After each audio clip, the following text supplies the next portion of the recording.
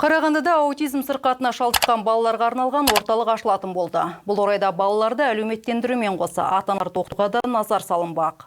Облыс әкімі Жеңіс Қасымбек ата-аналармен қоса осы бағыттағы жауапты ведомство басшыларымен кездесті. Дамуында ерекшеліктері бар балаларды оқытуға, оңалтуға, сондай-ақ дене шынықтырумен спорттан шұғылдануға қол жетімдету мәселелері талқыланған жиын турасында келесі бейнематериалда.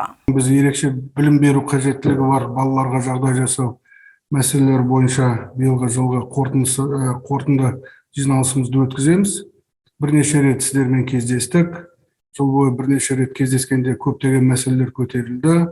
Біршама жұмыстар атқарылды.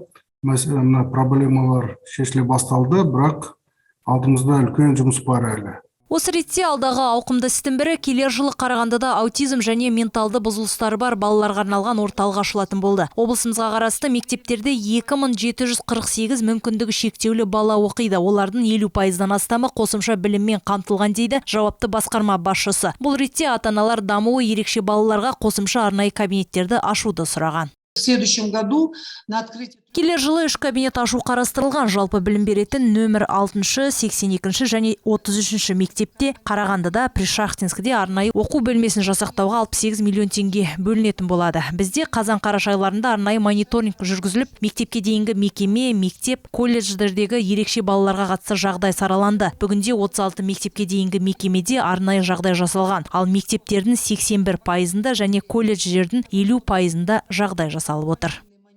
Ерекше білім беруді қажет етер балаларды барынша қамту үшін ведомство тарапынан инклюзив бойынша мәселелерді қарастыратын жол картасы әзірленген. Теміртау қаласында ерекше балаларды қамтамасыз етуге қатысты мәселелер туындап, қазірде бұл шаһарда 2 балабақша арнайы жасақталып отыр. Жалпы Теміртауда даму ерекше балалар санатында 2300-ден астам бала бар екен. Бір құптарлығы жаңа жылдан аутизмі бар балалар үшін оңалту орталығы құрылатын болды.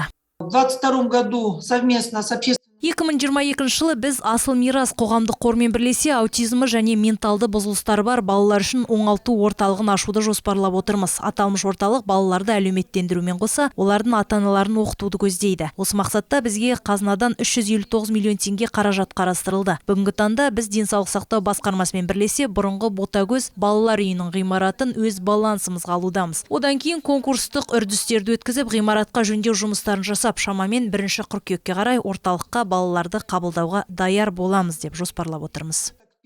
Даму ерекше балалармен жұмыс жасар педагогтарды оқытуда назарда екен. Аутизм бар балалармен жұмыс істеу үшін педагогтарды мінез құлық талдауына оқыту және педагог ассистенттерді даярлау курсы өткізілуде. Бүгінде 207 педагог осы әдісті меңгерген. Бұл ретте осы бағыттағы мұғалімдерді оқыту ісі келер жылда жүргізілмек. Сонымен қатар педагог, дефектолог, педагог ассистенттерге деген қажеттілікті қамтамасыз ету үшін маман даярлауға облыстық бюджеттен 68 миллион теңге бөлініпті. Өңірімізде ерекше қажеттіліктер бар балаларды спортпен шұғылдану үшін де жағдайлар жасалуда. Жалпы облыс бойынша 1000-нан астам ерекше балалар спортпен шұғылданады дейді. Осынау мәселелер қарастырылған жиында жұмысты тиімді әрі жедел жүзеге асыру қажеттілігі айтылып, ұсыныстар да тыңдалды.